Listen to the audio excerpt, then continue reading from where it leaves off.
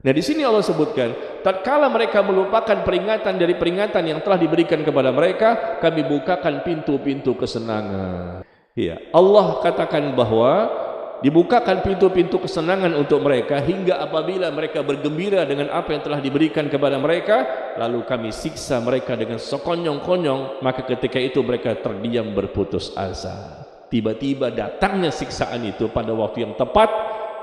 Allah berikan kepada hambanya yang memang lebih dahulu berpaling, akhirnya Allah pun berpaling. Na'udzubillah. Kami biarkan mereka bersenang-senang sebentar, enggak lama, mungkin besoknya datanglah musibah yang sebenar-benarnya.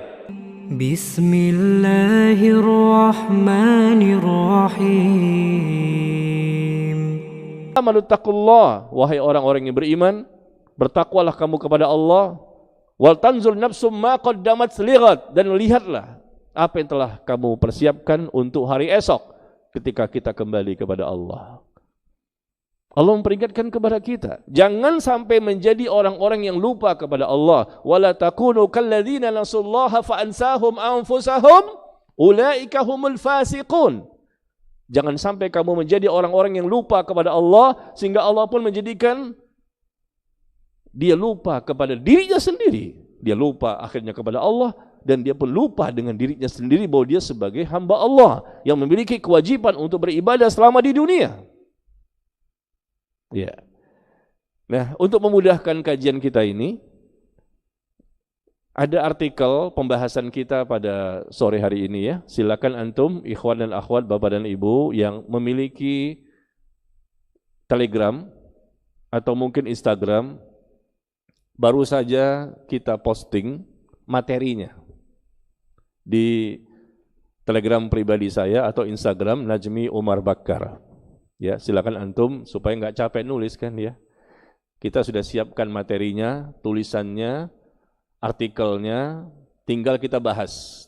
Ya, tulisannya sudah ada, silakan lihat di Telegram atau mungkin di Instagram Najmi Umar Bakar. Nah, di sini antum bisa lihat ada kurang lebih 10 poin. Apabila Allah berpaling dari hambanya, apa yang akan terjadi pada hamba tersebut? Apa yang akan dialami oleh hamba tersebut? Apa yang akan dirasakan oleh hamba itu jika Allah berpaling darinya? Mari sama-sama kita lihat artikelnya. Yang pertama, jamaah sekalian, dampak negatif yang pertama, silakan lihat di Telegramnya saja, mungkin lebih mudah kita membacanya. Dampak pertama, apabila Allah berpaling dari hambanya, maka hamba tersebut tidak terjaga dari kesesatan. Tidak terjaga dari kesesatan. Peluang yang besar dia akan mengalami ya, penyimpangan dalam beragama. Meskipun dia muslim, tapi muslim yang banyak sekali kesalahan dalam memahami dan mempelajari agamanya. Apa manfaatnya menjadi muslim yang sesat dan menyesatkan, dan bahkan kesesatan itu bisa langsung menyebabkan dia keluar dari Islam. Ini merupakan musibah yang besar. Atau mungkin dia tidak keluar dari Islam, tetapi kesesatannya parah sekali yang menyebabkan dia berdosa besar. Jika Allah berpaling dari hamba, berarti hamba tersebut tidak diberikan tambahan-tambahan hidayah dan bimbingan dari Allah. Meskipun dia sholat dan lain-lain, tapi Allah melihat memang ada sesuatu yang tidak dilakukan oleh hamba tersebut dengan usaha yang maksimal untuk memperbaiki dirinya. Coba kita lihat dia tulisannya. Allah berfirman, فَنَذَرَ الَّذِينَ لَا يَرْجُونَ لِقَاءَنَا فِي طُغْيَانِهِمْ يَعْمَهُونَ, di surah Yunus ayat yang ke-11. Maka kami biarkan orang-orang yang tidak mengharapkan pertemuan dengan kami bergelimangan di dalam kesesatan mereka. Kami biarkan. Kalimat kami biarkan, kami biarkan, kami biarkan itu banyak sekali dalam Al-Quran. Allah ulang berkali-kali, kami biarkan, kami biarkan. Berarti Allah tidak peduli. Berarti Allah telah berpaling dari hamba itu. Kepada siapa? Di antara yang di sini disebutkan, kami biarkan orang-orang yang tidak mengharapkan pertemuan dengan kami. Dia bergelimangan di dalam kesesatan mereka. Karena mereka tidak mengharapkan pertemuan dengan Allah untuk mendapatkan ampunan dan kebahagiaan di sana. Tujuannya dunia, dunia dan dunia. Yang dicari hanya dunia saja. Hidupnya untuk dunia, bukan untuk akhirat. Ya, dampaknya bahwa Allah akan menjadikan dia orang yang sesat. Dan ayat yang kedua di tulisan itu disebutkan, wa may yushakikir rasul min ba'di ma tabayyana lahul huda wa yattabi' ghayra sabilil mu'minin nuwallihi ma tawalla wa nuslihi jahannam wa sa'at masira. Ya. Kita lihat di sini di surah An-Nisa ayat 115. Barang siapa menentang Rasul, Rasul kok ditentang? Beliau ini utusan Allah.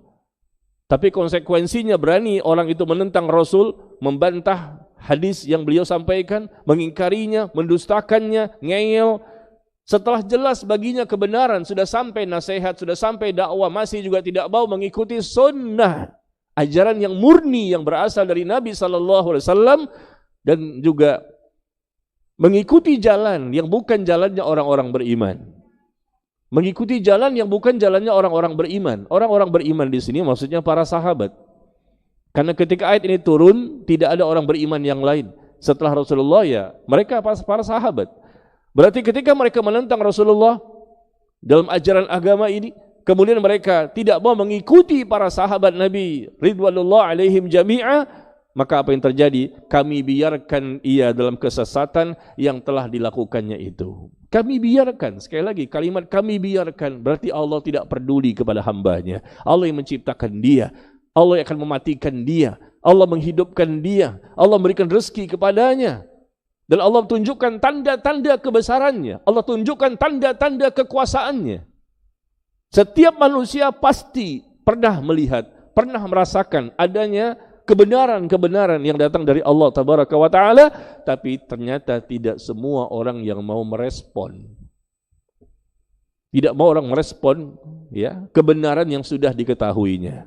Nah disinilah, jika Allah berpaling, yang pertama kali musibah yang akan dialami oleh seseorang, tidak terjaga dia dari kesesatan, berarti dia terombang-ambing dalam kesalahan, kemungkaran, kejahatan, keburukan, berbagai macam penyimpangan-penyimpangan, salah dalam memahami agama ini.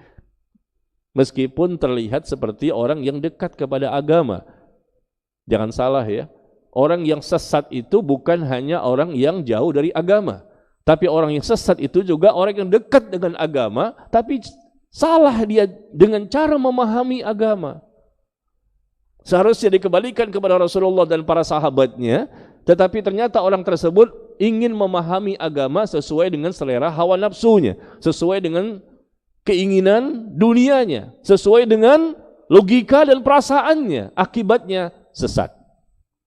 Karena seorang muslim selama mereka tidak mau mengambil Al-Quran dan As-Sunnah sebagai tolak ukur kebenaran, maka pasti mereka akan tersesat. Ya, ini yang pertama ya.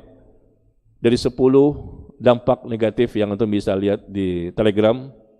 Jadi yang pertama, tidak terjaga dari kesesatan jika Allah berpaling darinya. Maka jangan heran adanya kaum muslimin yang kok kita lihat ini muslim apa kafir sih? Kalau orang kafir pantas ngomong seperti ini. Tapi kok dia muslim ini? Kok ngomongnya kok seperti ini? Semua agama sama, semua agama benar.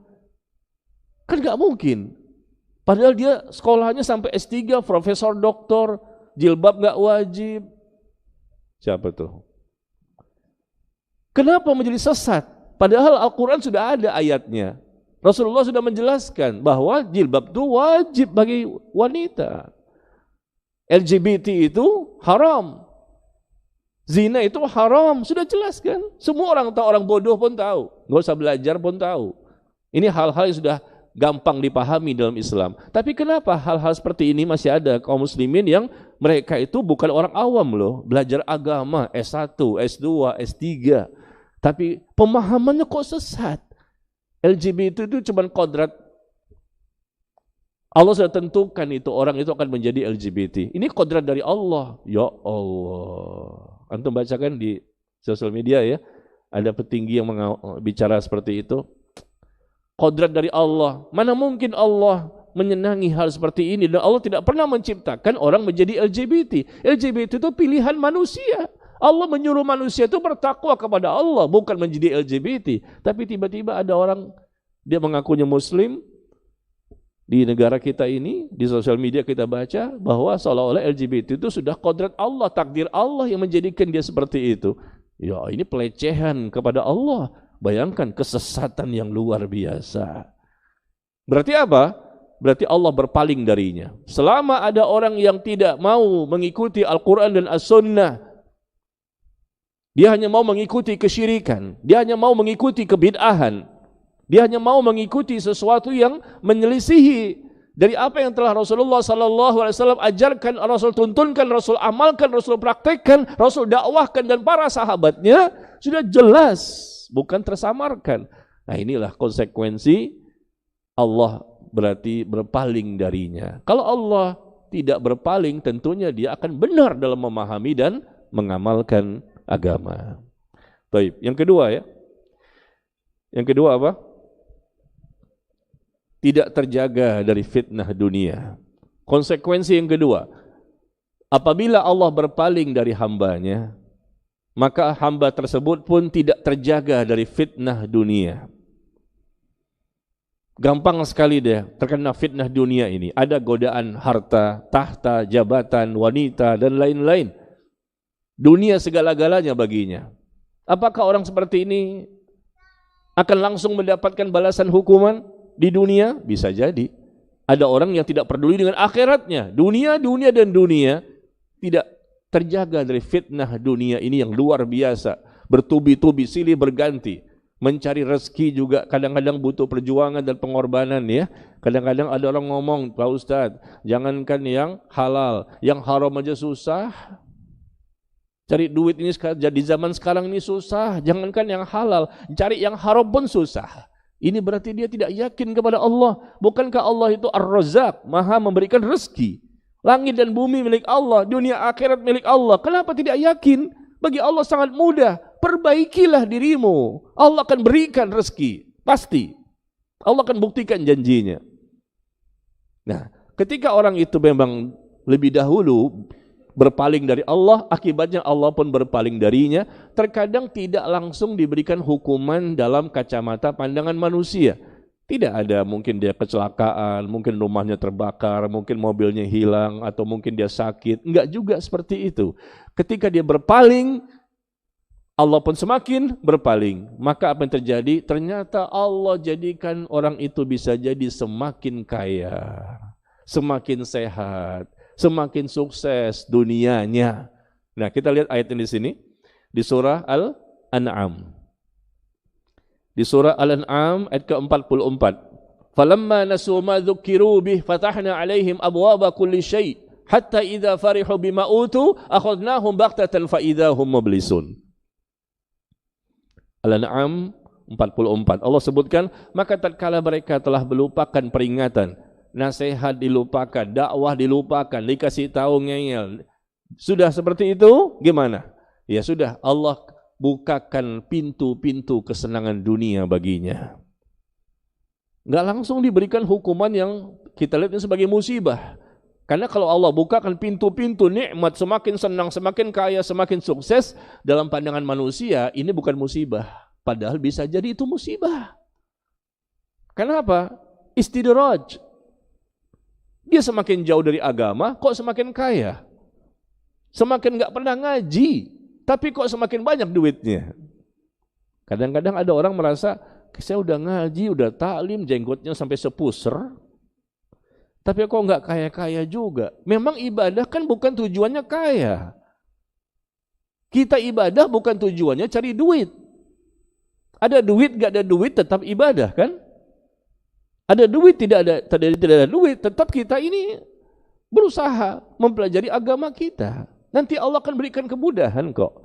Nah, di sini Allah sebutkan, tatkala mereka melupakan peringatan dari peringatan yang telah diberikan kepada mereka, kami bukakan pintu-pintu kesenangan. Wah, luar biasa, mobilnya mewah, kadang Lamborghini, kadang Lamborghini itu. Mungkin mobilnya ya beda-beda tuh, kadang Lamborghini, kadang Lamborghini itu. Iya, Allah katakan bahwa dibukakan pintu-pintu kesenangan untuk mereka hingga apabila mereka bergembira dengan apa yang telah diberikan kepada mereka, lalu kami siksa mereka dengan sekonyong-konyong, maka ketika itu mereka terdiam berputus asa. tiba-tiba datangnya siksaan itu pada waktu yang tepat, Allah berikan kepada hambanya yang memang lebih dahulu berpaling, akhirnya Allah pun berpaling. Na'udzubillah. Kami biarkan mereka bersenang-senang sebentar, enggak lama. Mungkin besoknya datanglah musibah yang sebenar-benarnya. Karena biasanya nikmat itu dianggap bukan musibah. Semakin banyak deposito di bank dianggap bukan musibah. Semakin banyak mobil dianggap bukan musibah. Padahal itu semua musibah kalau tidak disesuaikan dengan syariat. Ternyata dengan banyaknya kekayaan, banyaknya sukses dunia, banyaknya kesehatan, banyaknya kenikmatan tidak dipakai untuk bersyukur kepada Allah. Ini berbahaya sekali. Musibah yang sangat besar. Ya, na'udzubillah. Kullu ni'matin la tuqarribu minallahi fahiya baliyah. Setiap nikmat yang tidak digunakan untuk semakin dekat kepada Allah, maka itu adalah musibah.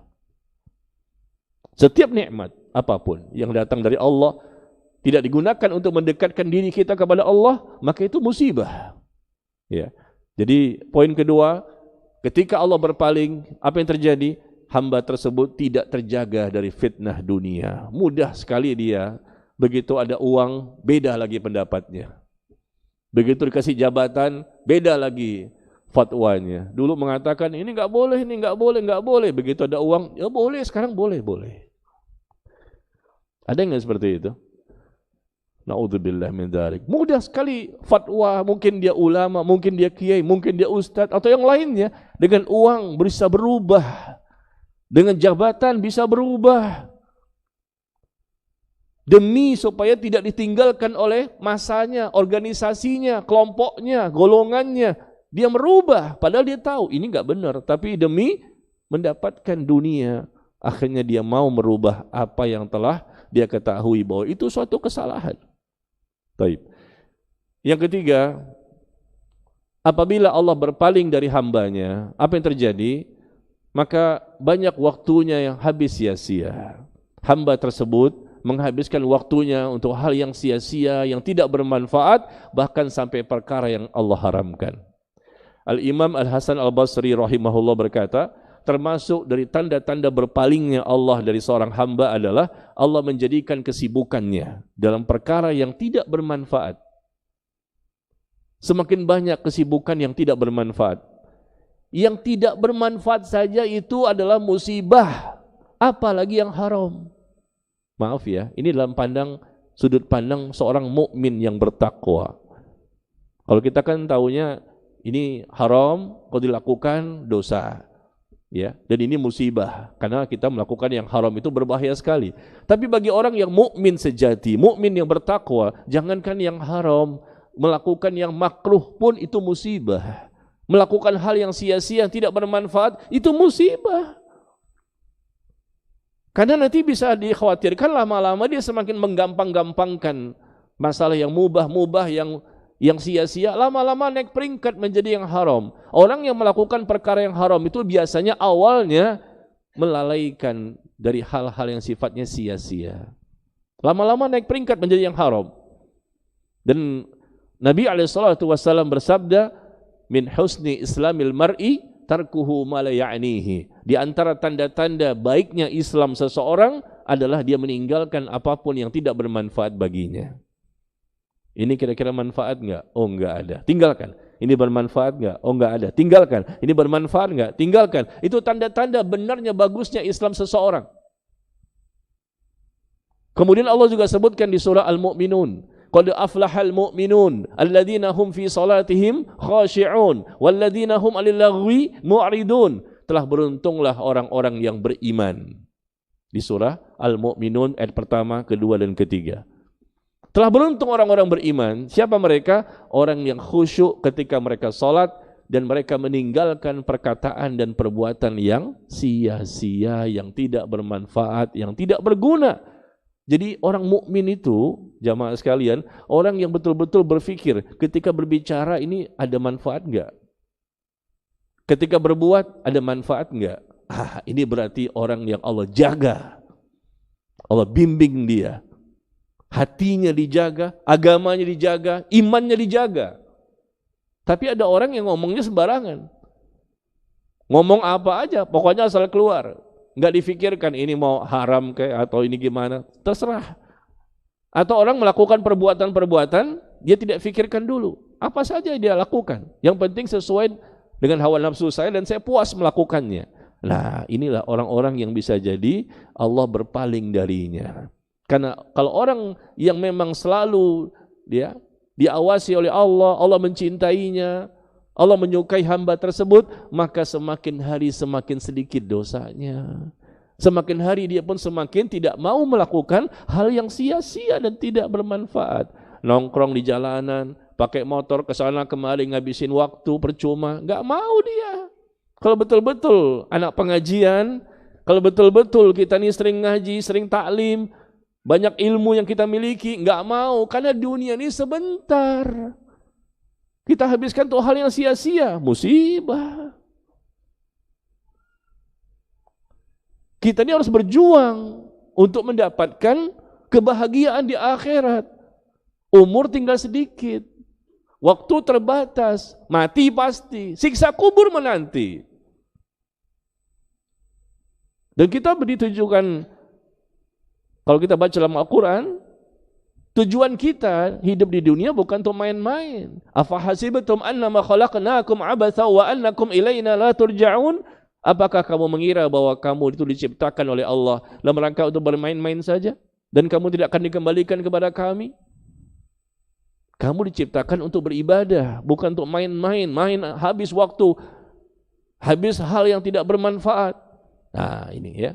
Jadi coba lihat, kalau seandainya kita ya, naudzubillah min dzalik, dari nomor 1, nomor 2, nomor 3 nih, coba kita evaluasi.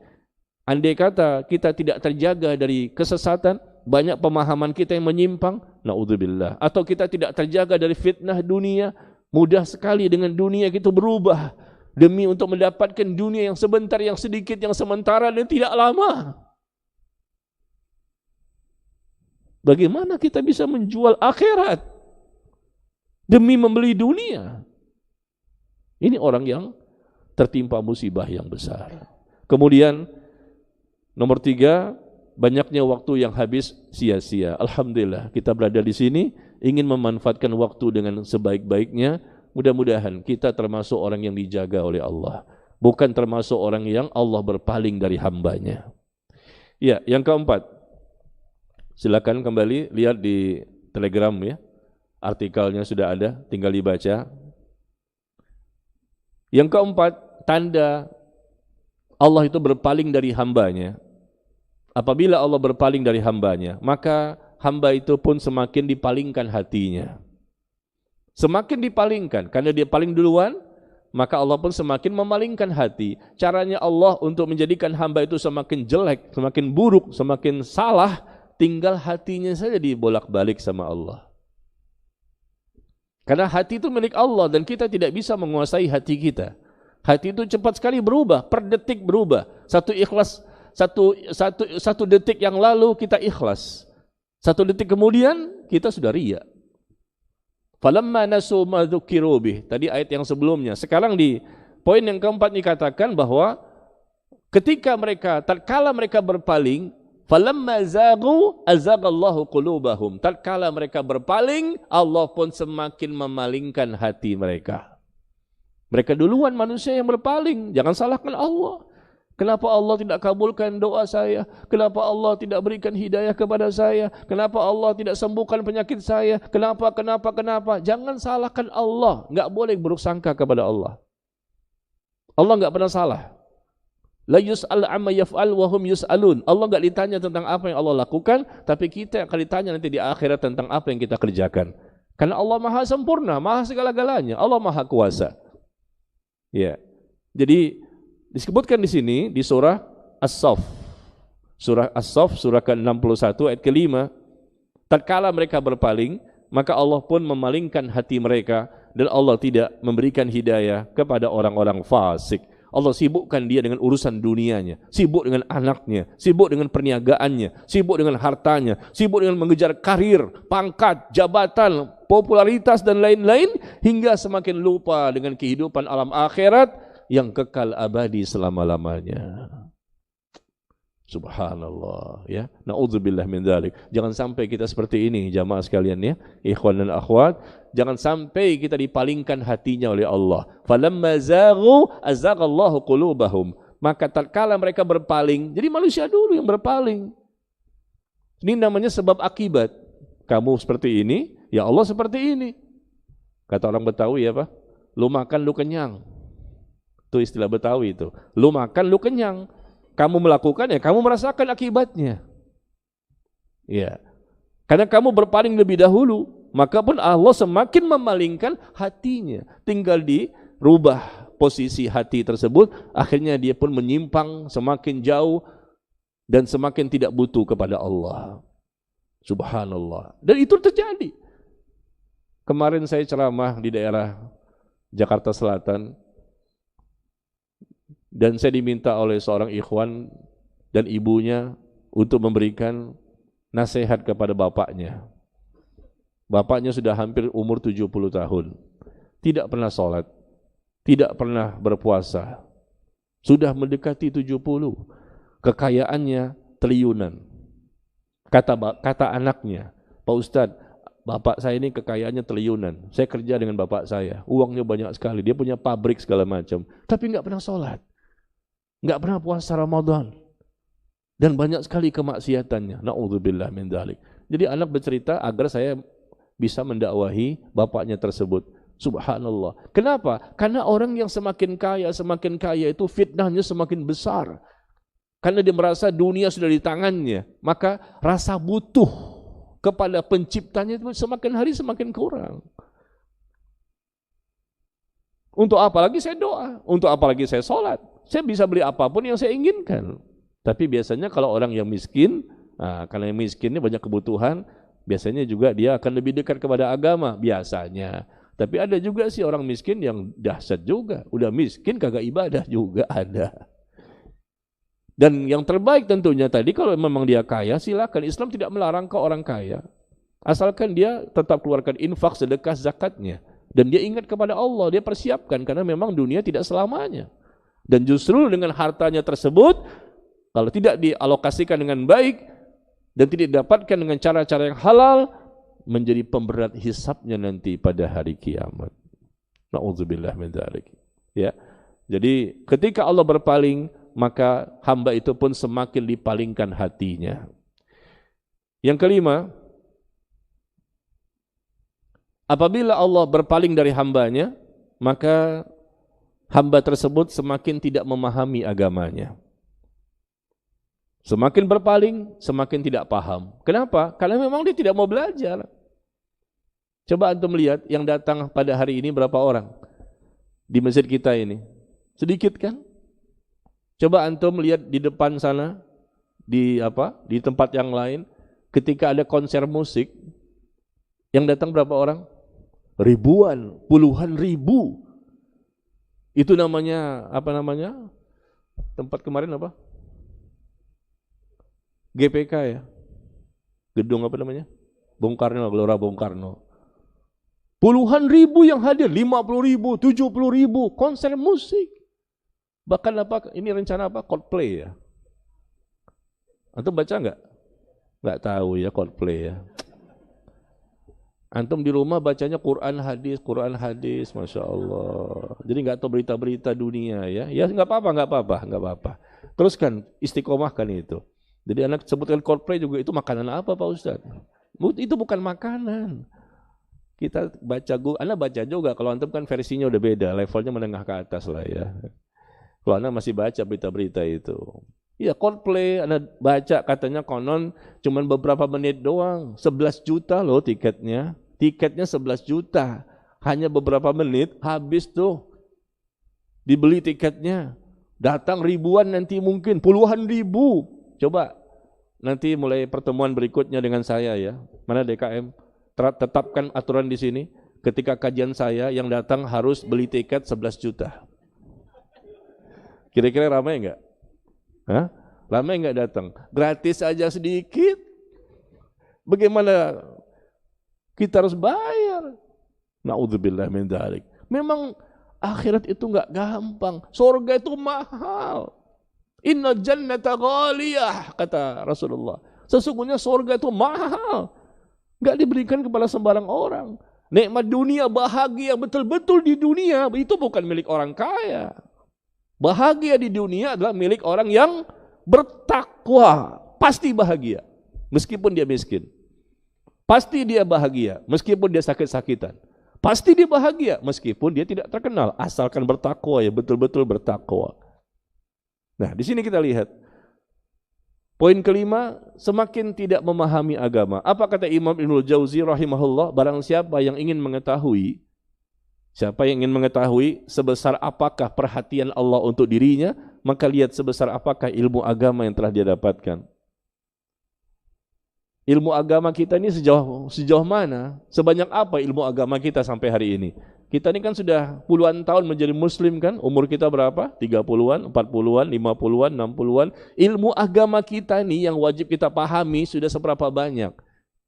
Karena kalau orang itu semakin banyak memahami dan bisa mengamalkan, berarti perhatian Allah kepada dia luar biasa. Allah membimbing dia, Allah mengarahkan dia. Tapi kalau semakin bertambahnya usia yang hakikatnya berkurang, sudah 50, 60, 70 tahun, tetapi masalah agama masih tidak paham yang hal-hal yang wajib. Wudhu masih salah, sholat masih salah, ngaji enggak mau, menuntut ilmu enggak mau. Ini tanda Allah berpaling darinya. Udah pensiun. Enggak nyindir ya, cuma nyinggung. Udah pensiun, rambut sudah banyak ubannya, udah peot sana peot sini, kulit sudah mulai mengendur, gigi udah banyak gugur. Tanda-tanda kematian semakin banyak. Tapi kok perhatian untuk belajar datang ke majelis ilmu malas. Berarti kalau kita sampai hari ini, mohon maaf ya, mudah-mudahan kita enggak termasuk. Tapi kalau ada kaum muslimin yang sampai hari ini sudah puluhan tahun menjadi muslim, tapi ternyata ilmu agamanya masih banyak yang belum dia pahami, padahal itu wajib. Hal yang mudah sebetulnya, tinggal datang ke majelis ilmu, dia baca bukunya, dia tanya ustadznya, insya Allah banyak ilmu yang kita bisa dapatkan. Tapi ternyata hanya sedikit, maka ini pertanda Allah berpaling darinya. Allah enggak inginkan orang itu mendapatkan kebaikan. May yuridillahu bihi khairan yufaqihu fid din. Kata Nabi SAW, barang siapa yang Allah inginkan seseorang itu mendapatkan kebaikan, Allah pahamkan dia tentang agama. Dia jadi orang yang rajin untuk datang ke majelis ilmu. Jauh-jauh pakai motor, Masya Allah, panas-panas. Demi untuk mendapatkan ilmu, supaya bisa bertambah iman, supaya bisa bertambah semangat mengamalkan Quran dan Sunnah. Ini mudah-mudahan tanda Allah itu ingin jadikan dia orang yang baik. Subhanallah. Kita lihat, sekolah sampai S3. Boleh enggak sih? Ya boleh. Ilmu dunia sampai S3. Ahli ini, pakar ini, S1, S2, S3. Pakar ini, ahli dunia. Tapi ilmu agamanya cuma tingkat TK. Boleh enggak begitu? Ilmu agamanya tingkat TK. Ilmu dunia, S3, profesor, doktor, masalah dunia, silakan. Tapi kenapa masalah agama kok enggak paham? Udah lama dia tinggalkan, udah lama enggak dipelajari.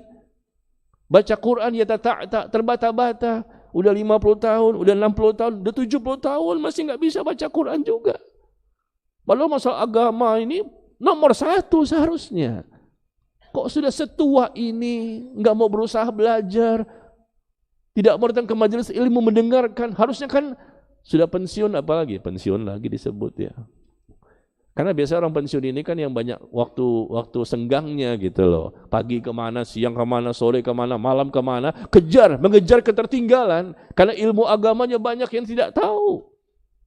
Dan nanti Allah akan bertanyakan itu kepada kita nanti di akhirat. Ya, makanya Al-Imam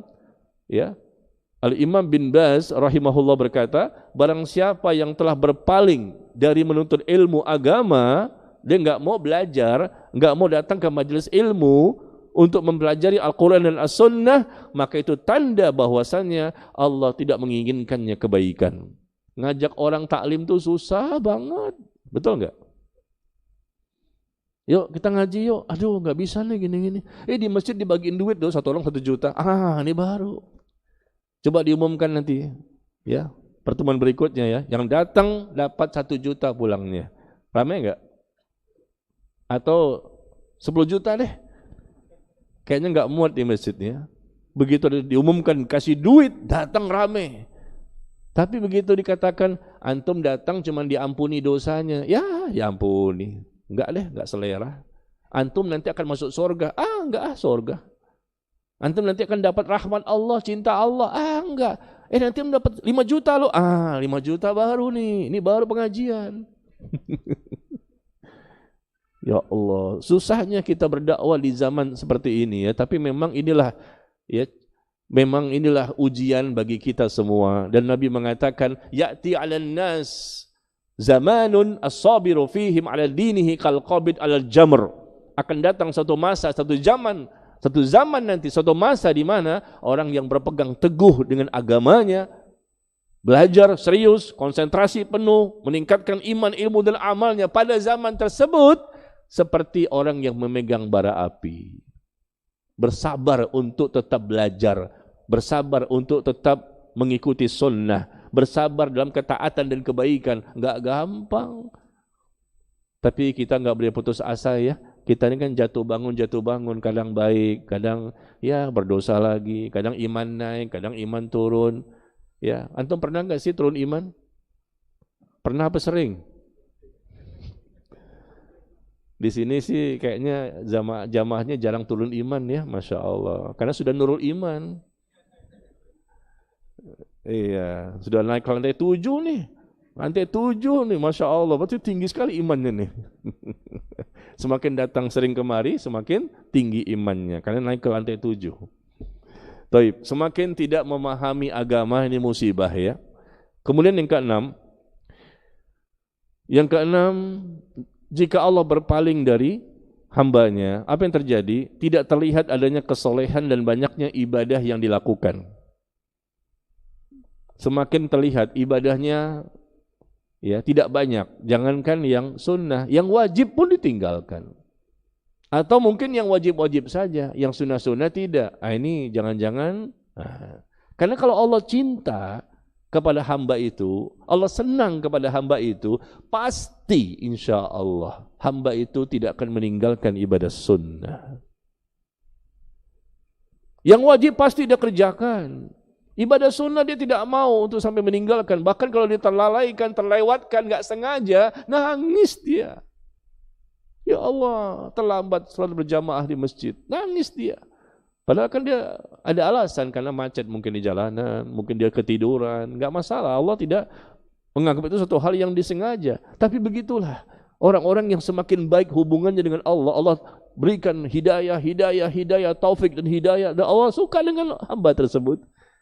Maka kalau terlalaikan bangun malam tahajud, dia pun nangis. Tidak bisa bersedekah. Bagaimana tuh para sahabat ketika mereka tidak bisa berangkat jihad? Mereka nangis. Coba baca di surah At-Taubah. Allah menjelaskan para sahabat yang tidak bisa berangkat perang Tabuk, karena untuk perang butuh kendaraan, butuh logistik, ya, butuh persiapan. Dan mereka datang kepada Rasulullah, ya Rasulullah, bawa kami untuk perang jihad. Tapi kami enggak punya apa-apa, perbekalan tidak ada, kendaraan tidak ada. Kata Rasul, ya Rasul pun enggak bisa memberikan pertolongan kepada mereka untuk mereka ikut jihad, karena Rasul enggak punya. Ya, perbekalan untuk membantu mereka, kendaraan untuk membantu mereka untuk berangkat perang Tabuk. Akhirnya mereka pulang. Allah ceritakan turun ayat. Mereka pulang dalam kondisi menangis dan meneteskan air mata karena mereka enggak bisa berangkat jihad. Nangis. Subhanallah. Ini apa ini? Ini pertanda bahwa orang-orang yang Allah inginkan dia mendapatkan kebaikan. Kelihatan sekali solehnya. Ya, ketika Allah mencintai seorang hamba, Allah pun akan memberikan kekuatan kepadanya. Kekuatan iman, ilmu dan amal untuk dia bisa menjadi hamba yang saleh. Dan Allah akan mudahkan dia untuk melakukan kebaikan dan ketaatan. Itu kalau Allah mencintai seorang hamba.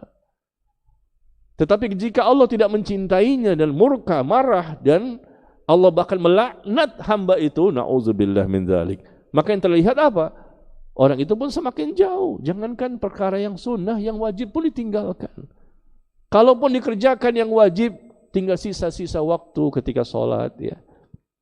Puasa Ramadan juga, kalau dikerjakan, ria. Kurban nanti nih, wah, mulailah dipilih sapi yang paling besar, yang paling mahal, setelah itu diposting di sosial medianya. Untuk apa? Pergi haji, umroh, diposting-posting. Untuk apa? Tidak terjaga hatinya. Ini Allah biarkan dalam kesalahan-kesalahan. Berarti Allah berpaling darinya. Kalau Allah itu jaga, maka dia nggak akan mungkin mau ria, nggak mungkin dia mau ujub, sum'ah dan lain-lain. Artinya bukan berarti steril dari dosa ya. Manusia nggak mungkin steril, nggak punya dosa, nggak mungkin. Tapi kalau Allah sudah jaga seseorang, Allah sayang dan cinta kepadanya, tentunya persentase kebaikan dan ketaatan akan jauh lebih banyak dibandingkan keburukan. Semakin hari semakin soleh. Semakin hari semakin banyak ibadahnya, pendekatan dirinya kepada Allah, meskipun sudah dijamin pasti masuk surga. Rasulullah sudah dijamin belum masuk surga? Pasti nggak masuk surga? Pasti, tapi ada orang yang mengatakan belum pasti itu. Orang itu lagi. Yang mengatakan Rasulullah belum jelas, belum pasti masuk surga. Antum yang mengatakan itu belum pasti. Rasulullah sudah pasti masuk surga, dan itu adalah janji Allah kepadanya, dan beliau manusia terbaik di muka bumi, dan pertama kali dibukakan pintu surga beliau duluan yang masuk. Setelah itu siapa? Setelah Rasulullah siapa? Abu Bakar As-Siddiq radhiyallahu taala anhu.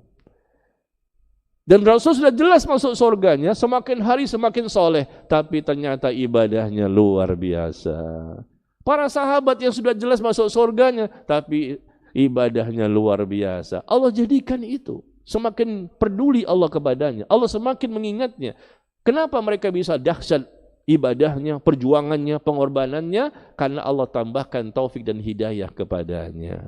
Utsman bin Affan selesai salat Isya, beliau melanjutkan salat sunnah, dan salat sunnahnya nggak banyak, cuma 1 rakaat, tapi 1 rakaat selesai 30 juz. Utsman bin Affan radhiyallahu an, Tamim Ad-Dari radhiyallahu an, sahabat yang lain, beliau pun juga bukan bangun malam, selesai salat Isya, beliau pun melanjutkan dengan salat sunnah malam, qiyamul lail, ya, dan 1 rakaat selesai 30 juz. Siapa lagi? Sa'id bin Jubair, seorang tabi'in murid dari Abdullah bin Abbas. Beliau pun juga bangun malam atau setelah Isya mengerjakan 1 rakaat selesai 30 juz sampai datangnya waktu subuh. Hampir masuk lagi subuh. Bisa tuh 30 juz ya. Al-Imam Abu Hanifah juga demikian. Kenapa bisa begitu ya? Karena Allah jadikan mereka semakin soleh. Ini super soleh. Super soleh, luar biasa. Coba kita, bisa nggak kita nih? Ntar malam dicoba ya, 30 juz ya, 1 rakaat ya. Bisa? Kalau Anda sih terus terang nggak bisa. Kalau antum mungkin lah. 1 rakaat 30 juz. Kok bisa? Ini dongeng? Bukan dongeng. Kok bisa? Ya Allah berikan kekuatan. Secara logika nggak mungkin manusia bisa lama berdiri. Dia bukan ahli fitness. Orang yang terbiasa fitness tuh bawa barbel berat-berat. Coba aja berdiri dari mulai pada Isya sampai mendekati subuh. Berdiri bisa nggak? Nggak bisa. Kenapa bisa berdiri lama dan menyelesaikan hafalannya 30 juz 1 rakaat? Karena kekuatan hati dan iman. Udah tua usianya. Atok bin Abi Robah usianya 80 tahun. Apa kata dia? Dia menangis. Ketika usia 80 tahun dia menangis. Kenapa? Saat ini aku tidak bisa lagi membaca Quran dengan banyak. Hanya bisa Al-Baqarah sama Ali Imran doang. Dia menangis. 80 tahun loh. Al-Baqarah, Ali Imran, kita belum 80 tahun. Bacanya apa? Ya, ini musibah sebetulnya. Maka poin ke-6 kita lihat, jika Allah berpaling dari hambanya, tidak terlihat adanya kesolehan yang semakin baik, semakin bertambah, begitu juga ibadah yang dia lakukan. Poin ke-7, apabila Allah berpaling dari hamba, maka hamba itu pun dijadikan senang kepada dosa. Hamba itu semakin senang dan terus melakukan perbuatan dosa. Kita lihat di sini ya. Bagaimana Allah berfirman, tidakkah engkau lihat sesungguhnya kami telah mengutus setan-setan kepada orang-orang kafir. untuk mendorong mereka melakukan maksiat dengan sungguh-sungguh. Orang yang paling dahsyat perbuatan dosanya di muka bumi ini siapa? Orang kafir. Tidak ada yang bisa mengalahkan orang kafir dari perbuatan dosa yang mereka lakukan. Selain kesyirikannya, selain kekufurannya, dia juga melakukan dosa-dosa yang lain. Kenapa bisa seperti itu? Karena memang dijadikan mereka senang kepada dosa. Allah biarkan setan untuk menggodanya. Ya, tidakkah engkau lihat alam taro anna arsalna syayatin 'alal kafirin ta'uzzuhum azza. Tidakkah engkau lihat sesungguhnya kami telah mengutus ya setan-setan itu kepada orang-orang kafir untuk mendorong mereka melakukan maksiat dengan sungguh-sungguh. Betul-betul istiqomah itu. Ya, kenapa? Karena mereka berpaling dari Allah. Allah biarkan mereka melakukan dosa demi dosa. Tetapi apabila orang tersebut ternyata orang yang Allah cintai, Allah senangi, Allah ridhoi, Allah rahmati, Allah ampuni, maka orang tersebut pun semakin benci kepada dosa, kekufuran, kemaksiatan dan kefasikan. Coba kita evaluasi, kita ini benci dosa atau tidak? Persentasenya berapa banyak benci dosa atau senang sama dosa? Allah sebutkan walakinallaha habbaba ilaikumul iman wa zayyanahu fi qulubikum wa karaha ilaikumul kufra wal fusuqa wal isyan ulaika humur rasyidun fadlan minallahi wa ni'mah. Ya, di surah Al-Hujurat. Di artikelnya sudah ada ya. Surah ke-49 ayat ke-7. Apa kata Allah di situ? Tetapi Allah menjadikan kamu cinta kepada keimanan. Kita cinta dengan Islam, cinta dengan tauhid, kita cinta dengan sunnah. Itu sebetulnya Allah yang menjadikan demikian. Kemudian Allah menjadikan iman itu terasa indah dalam hatimu. Kita merasakan nikmat ibadah, manisnya ibadah, lezatnya ibadah. Itu semua pemberian dari Allah. Kemudian Allah menjadikan kamu benci kepada kekafiran, benci kepada kefasikan, dan benci kepada kedurhakaan. Mereka itulah orang-orang yang mengikuti jalan yang lurus.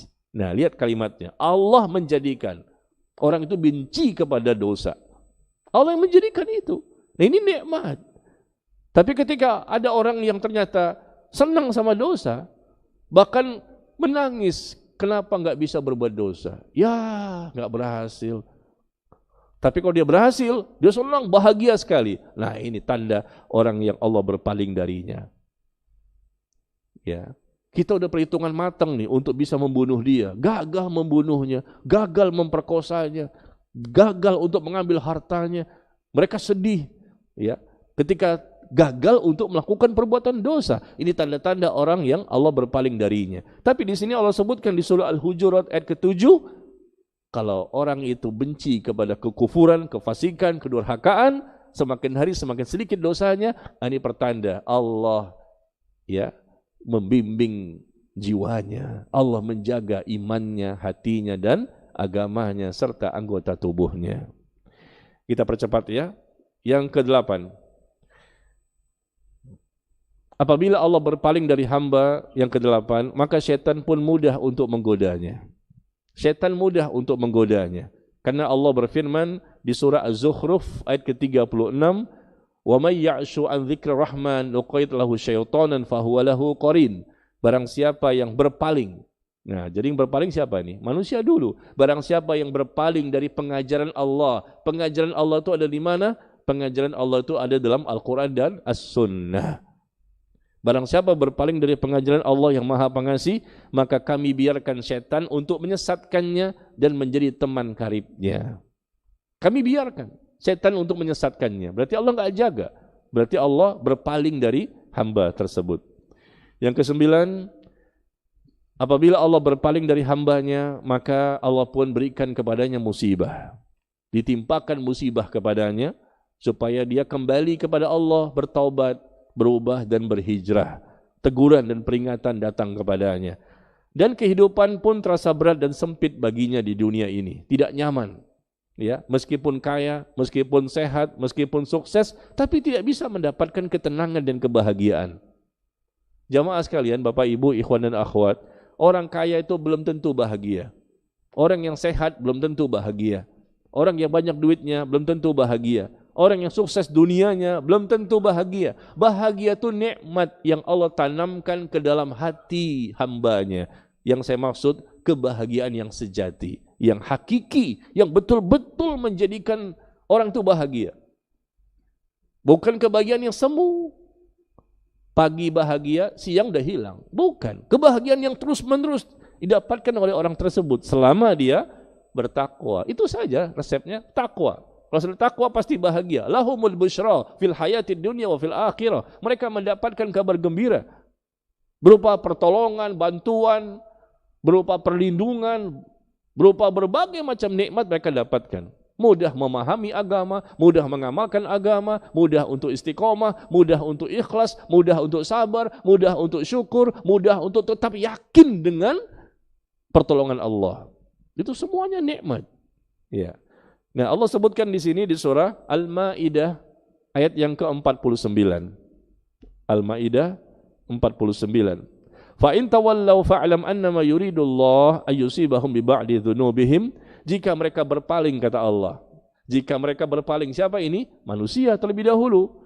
Jika mereka berpaling, enggak mau menerima kebenaran, masih ngeyel, membantah, mengingkari dan mendustakan, maka ketahuilah, kata Allah, bahwa sesungguhnya Allah berkehendak untuk menimpakan musibah kepada mereka yang disebabkan oleh sebagian dosa-dosa mereka. Allah berpaling, maka Allah berikan musibah. Dan musibah turun dengan sebab dosa. Itulah umumnya sebab, alasan yang paling kuat. Karena memang manusia banyak perbuatan dosanya. Atau disebutkan juga di surah Toha, ayat ke-124, wa man a'rada an dzikri fa inna lahu ma'isyatan dongka. Barang siapa yang berpaling dari peringatanku, kata Allah, maka sungguh dia pun akan menjalani kehidupan yang sempit. Berpaling dari Allah, silahkan, Anda pasti sempit hidupnya. Oh enggak, mana buktinya saya kaya? 1 triliun uang saya, 100 triliun, 1000 triliun, 3000 triliun. Ini orang yang paling kaya di muka bumi kan, konon yang saya baca tuh sekitar 3000 triliun katanya. Apakah mereka paling bahagia? Tidak. Demi Allah, kita berani memastikan tidak bahagia dia. Meskipun uangnya 2000 sampai 3000 triliun. Karena kebahagiaan itu bukan pada uang. Kebahagiaan itu ada di sini. Kebahagiaan itu ada di sini, di dada, di hati. Dan itu nikmat dari Allah yang Allah tidak berikan kepada sembarang hamba. Ya, jadi sempit dadanya, sesak, gak nyaman hidup ini. Padahal dia berlimpah ruah dengan hartanya, bergelimangan dengan macam-macam kenikmatan, tetapi dia berpaling. Allah yang punya langit dan bumi, dunia dan akhirat, dan Allah yang berhak untuk memberikan hidayah kepada siapa yang Allah kehendaki. Wa man a'rada an dzikri, barang siapa berpaling dari peringatanku, gak mau dia kembali kepada Al-Quran dan As-Sunnah, tidak mau belajar, tidak mau ibadah, tidak mau sungguh-sungguh, tidak mau dia melakukan apapun yang diwajibkan, maka siap dia akan menjalani kehidupan yang sempit. Akhirnya apa? Cari pelarian ke tempat-tempat kemaksiatan. Malam-malam carilah ke karaoke, ke pub-pub ya, mungkin diskotik, tempat-tempat perzinahan, kemana-mana. Ini tempat pelarian untuk mendapatkan kebahagiaan. Dia stres dengan kehidupan dunia. Semakin kaya semakin stres, semakin kaya semakin ingin bunuh diri. Dan melarikan diri dengan senang-senang sana sini, tapi sebentar minum minuman keras, mabuk dia kan, begitu sadar stres lagi.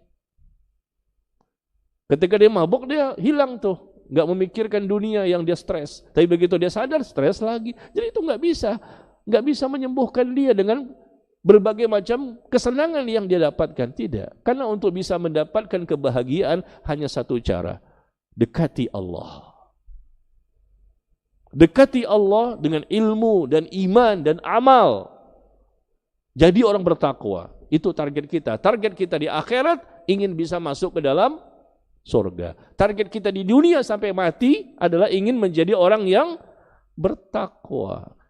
Kalau kita sudah menjadi orang bertakwa, iman kita benar, akidah kita benar, ibadah kita benar, sesuai sunnah, akhlak kita juga mulia.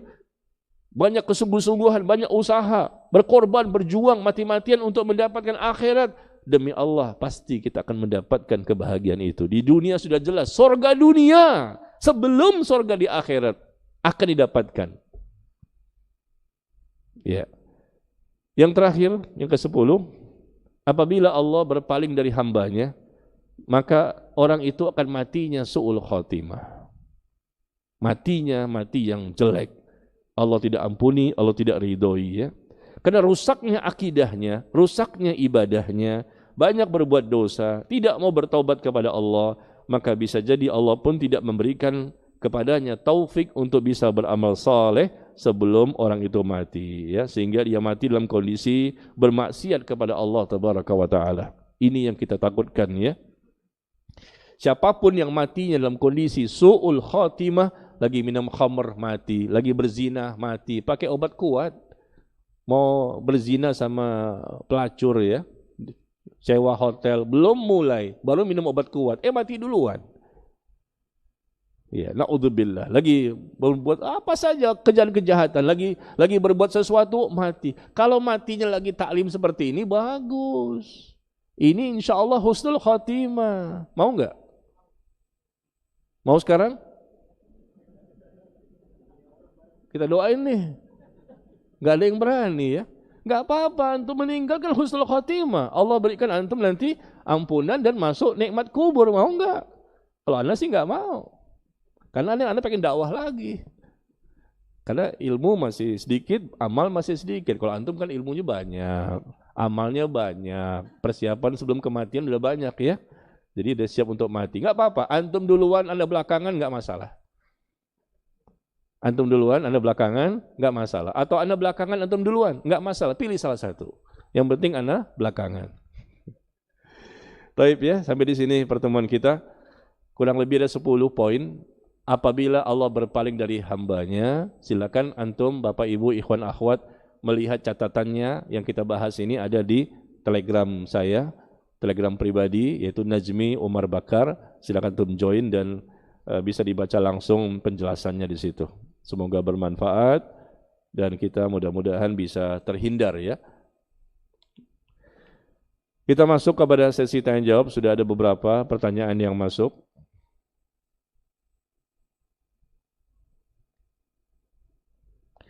Pertama, Ustadz, apakah tingkatan muraqabatullah itu bisa berkurang? Bagaimana caranya agar muraqabatullah itu semakin meningkat seperti perasaan di awal-awal masa pertama kali berhijrah? Ya, ini kita dapatkan banyak orang yang seperti ini jatuh bangun ya. Awal-awal kita bertobat, wah belajar sunnah luar biasa. Kemana ada kajian ikut, kayaknya nggak ada perasaan capek deh. Duduk juga berlama-lama. Ketika awal-awal dulu kita dapat hidayah, belajar sunnah, kajian mana ya. Subhanallah, 2 jam mendengarkan kajian masih melotot. Sekarang baru mulai, udah selonjor. Nggak nyindir, cuma nyinggung. Sekarang baru datang, baru nyampe duduk, udah baca doa, Bismikallahumma amut wa ahya. Bagaimana? Beda dengan dulu di awal-awal ketika ngaji ya. Nah di sini bagaimana? Apakah tingkatan muraqabatullah merasa diawasi oleh Allah itu bisa berkurang? Iya. Di awal-awal kita semangat, makanya kita merasa diawasi oleh Allah, selalu dipantau, diketahui, kita nggak berani berbuat dosa. Karena keimanan kita sedang bertambah meningkat. Semakin meningkat iman kita, rasa takut kita kepada Allah, maka perasaan diawasi oleh Allah pun semakin meningkat. Tapi begitu lama kita sudah 2 tahun, 5 tahun, apalagi 10 tahun ya. Nah perasaan itu merasa diawasi oleh Allah bisa berkurang. Kenapa? Iman kita lagi turun. Rasa takut kita kepada Allah juga turun. Dan jangan jauh-jauh deh, gampang ya jamaah sekalian. Handphone aja nih, buka Instagram, astagfirullah, astagfirullah. Lama-lama, alhamdulillah. Kelihatan tuh yang terbuka auratnya kan? Kelihatan terbuka aurat, Allah, astagfirullah, astagfirullah. Wah ini lagi tingkat iman ini, baru-baru ngaji. Atau udah lama lah ngajinya ya. Tapi begitu nanti ketika turun iman, rasa takut pun berkurang. Yang awalnya melihat aurat terbuka, nggak sengaja sebetulnya. Lalu dipelototin lama sekali dinikmati. Na'udzubillah min dzalik. Meskipun tahu Allah itu menyaksikan, tapi memang fitnahnya luar biasa. Yang ngaji saja masih belepotan. Bagaimana yang nggak ngaji? Tapi kita nggak boleh putus asa. Kita bangkit lagi, perbaiki lagi, istighfar lagi, tobat lagi. Sampai kapan begini nih? Sampai setan berputus asa sampai kita mati. Ya begitulah, bagaimana lagi? Kita bukan Nabi dan Rasul, kita bukan para sahabat. Berbuat dosa, istighfar lagi, taubat lagi, perbaiki lagi. Masya Allah, tingkatkan lagi iman. Naik ke atas, tiba-tiba ada fitnah, turun lagi. Ya, perbaiki lagi, naik lagi, ada fitnah. Aduh, kok susah sekali. Turun lagi, naikin lagi. Terus berusaha berjuang sampai mati. Itulah dunia. Bismillahirrahmanirrahim.